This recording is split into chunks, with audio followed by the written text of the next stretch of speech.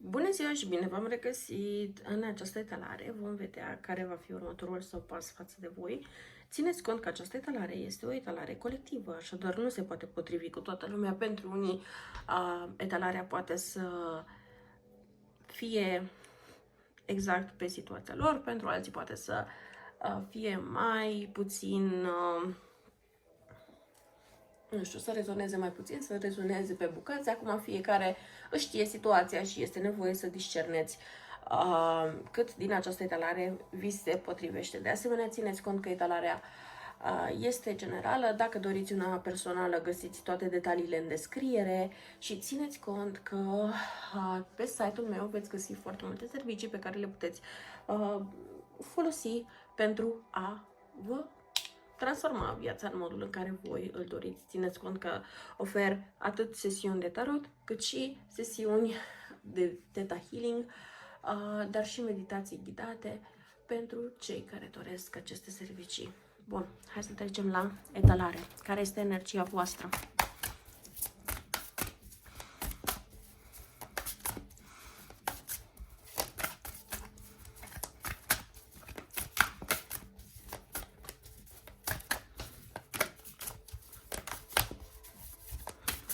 Energia voastră este 8 de săbii. Vă simțiți blocați și nu neapărat știți la ce să vă așteptați de la persoana voastră. De asemenea, se simte o energie ca și cum voi trebuie cumva să mulțumiți. Voi trebuie să lăsați de la voi. Voi trebuie să înțelegeți pe toată lumea, dar voi vă simțiți cumva excluși din grupul de oameni pentru care voi încercați să fiți acolo.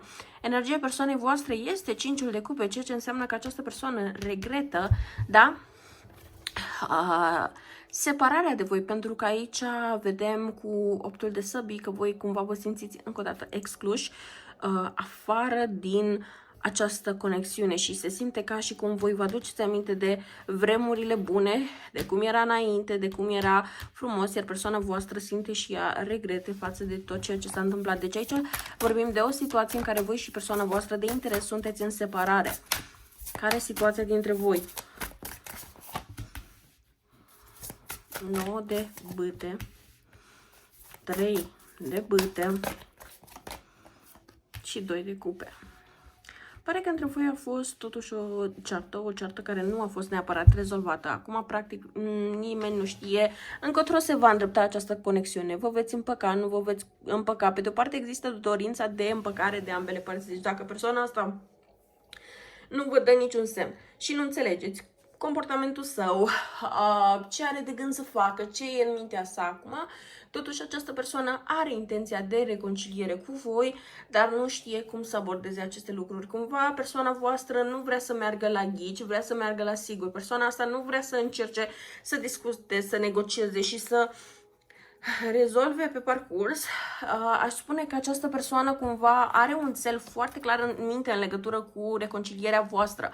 Poate să aibă anumite condiții, anumite așteptări, anumite pretenții sau să primească anumite îndrumări despre cum să abordeze această dinamică și pare că această persoană vrea să urmeze acele îndrumări pentru a avea acea reconciliere. Însă vreau să vă atrag atenția că nu neapărat este vorba de niște îndrumări care sunt foarte echilibrate și sănătoase. Este posibil ca această persoană să primească niște îndrumări de la persoane care pot să fie destul de invidioase sau problematice pentru binele său superior. Acum, pe viitor, cu 2 de cupe, eu aș zice încă o dată, dorința și posibilitatea de împăcare sunt acolo.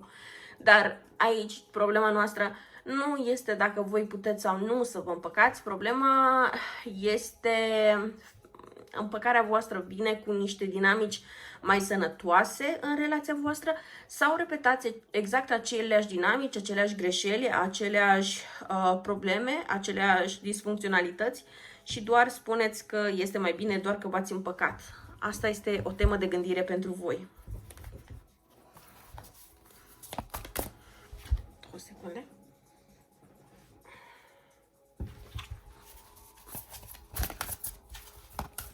Care sunt intențiile persoanei voastre față de voi?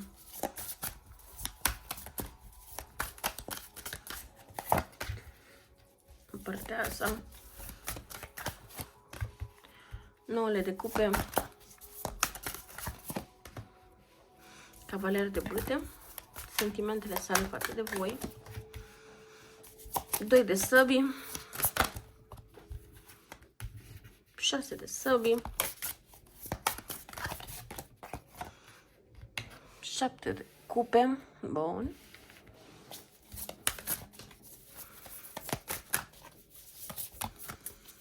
Următorii 6 pași, 10 de bâte, eremitul și... Ok, hai să le luăm pe toate acestea. Ok, că sunt un pic cam multe. Nu prea... asta era aici. Nu prea îmi place ceea ce vă zic sincer, dar o să ajungem la toate cărțile. Și o să vă zic și următorii pași. Bun, în primul și în primul rând. Intențiile persoanei voastre față de voi, avem împărăteasa. Nu este ceva foarte straniu de înțeles, că dacă voi nu sunteți căsătoriți cu această persoană, poate să fie vorba de o căsnicie, sau dacă aveți planuri de a face o familie, sau dacă asta știți că e o dorință a persoanei voastre, da, această persoană își dorește o familie, își dorește, poate chiar să concepeți la propriu un copil, împreună, sau dacă știți că nu e vorba de asta, poate să fie să aveți un proiect împreună, dar pentru majoritatea dintre voi aș zice că asta este cumva între zona de căsnicie și zona de copil. Problema nu este că își dorește acest lucru, pentru că da, dacă ne uităm doar la această intenție, zicem da, foarte drăguț, foarte ok, foarte frumos. Problema este ce cărți vin după această împărăteasă, pentru că avem 9 de cupe și cavaler de bâte. Pare că această dorință, da, pe care o are această persoană nu este neapărat de a-și forma o familie, doar de dragul de a ști că are o familie și că are, nu știu, o stabilitate, o siguranță, ci doar că știe că are un nivel de confort. Deci cumva această persoană are intenția de a crea o familie cu voi, dar asta în contextul în care ar ști că voi ați duce greul, pentru că această persoană când se gândește la a avea o familie cu voi, vede totul ca fiind o distracție și o relaxare, nu vede partea de responsabilități, nu vede partea de lucruri pe care ar trebui să le facă, nu vede de ce lucrurile nu sunt doar lapte și miere întotdeauna și de ce trebuie gândite anumite lucruri dinainte, și este ca și cum pentru această persoană că îi zici de o excursie sau că îi zici că trebuie să aveți un copil, este cam aceeași doză de bucurie, dar fără atâta planificare, fără atâta analizare, fără a se pregăti realmente într-un fel. Este ca și cum lasă că ne descurcăm noi, lasă că vom vedea pe parcurs, lasă că, dar atunci când această persoană gândește astfel, practic o să lase toată responsabilitatea și toate greutățile pe umerii voștri. Persoana asta nu este pregătită mental și emoțional, dacă rezonați cu această etalare, da? Pentru că e o etalare generală. Așa, revenind la etalarea noastră, pentru că s-a întrerupt, pentru că nu mai aveam spațiu, persoana asta mental și emoțional nu este pregătită să aibă un copil, însă își dorește acest lucru pentru a ști că vă țină pe voi ancorat și pentru a avea cumva siguranța că voi veți depune în continuare eforturile în această dinamică, fără neapărat să aveți foarte multe pretenții de la el.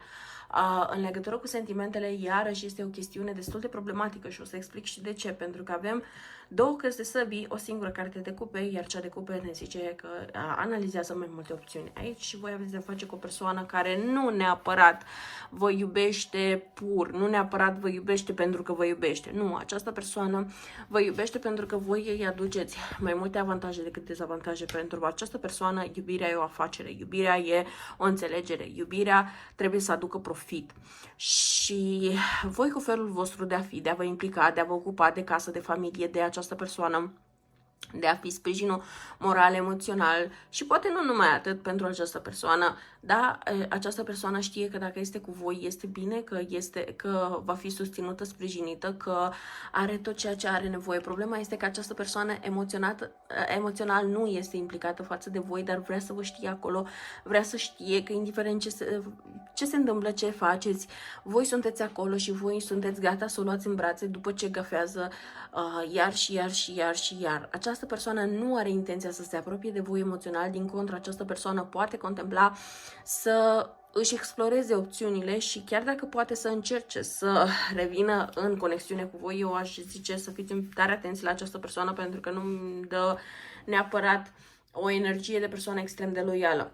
În ceea ce ține de următorii 6 pași, cu 10 de bâte, eremitul, rege de săbii, soarele, as de săbii și as de pentagrame, încă o dată, dacă și voi vreți o familie și un copil cu această persoană, puteți să faceți. Și cu soarele și cu as de săbii, da, există șanse foarte mari.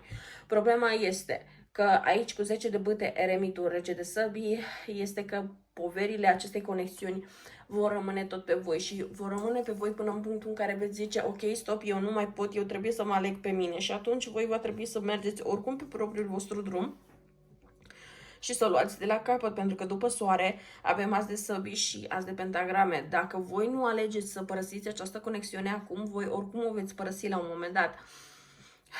Dar dacă voi mai acordați acestei persoane încă o șansă și mergeți pe acest făgaș după nașterea copilului, este posibil ca pentru unii dintre voi să nu dureze mult și să o terminați definitiv cu această persoană și să vă fie mai greu, pentru că da, ar interveni și situația cu copilul, ar trebui să mențineți legătura cu această persoană, ar trebui să vă confruntați cu o mulțime de lucruri peste care ați putea trece pur și simplu dacă alegeți să rupeți acum tot ceea ce a fost între voi.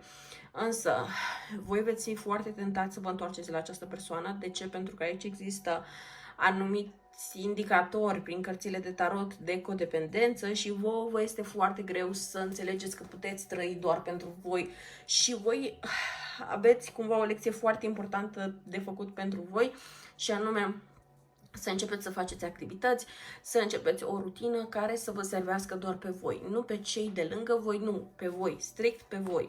Și până nu acceptați să faceți această lecție, până nu acceptați să confruntați aceste lucruri pe cont propriu, tot veți avea tendința să vă întoarceți la această persoană. Dar din momentul în care voi deja v-ați făcut o rutină care vă servește pe voi, care vă mulțumește pe voi, care este exact ceea ce aveți voi nevoie, atunci tendința voastră de a vă întoarce la această persoană este tot mai infimă, tot mai slabă, tot mai nesemnificativă și nu mai simțiți că aveți neapărat nevoie să vă întoarceți la aceasta și sunteți bine pe cont propriu și vă dați voie să întâlniți alte persoane. De asta zic, aici sunteți mai degrabă în punctul critic, în care voi aveți de ales să vă întoarceți la această persoană și la dinamicile sale toxice sau mergeți pe drumul vostru. Persoana asta vă va contacta și o va face în termen de o săptămână dacă rezonați cu această etalare, dar veți repeta exact aceleași dinamici karmice, pentru că această persoană încă nu a înțeles nimic din această separare, din această poveste, încă nu este suficient de matură pentru a fi ceea ce aveți voi nevoie să fie, pentru ca această conexiune să fie mai sănătoasă, mai ok și mai echilibrată pentru voi în primul rând, da? Acum fiecare ia deciziile sale, eu vă pot avertiza din ceea ce văd din cărți, dar desigur fiecare știe situația, fiecare știe gândurile, fiecare știe nevoile și ceea ce dorește să facă cu viitorul său. Eu pot doar să vă avertizez din cărțile de tarot. Bun, eu cam atât am avut de spus pentru voi, sper că vă este utilă această etalare și ne revedem curând. La revedere!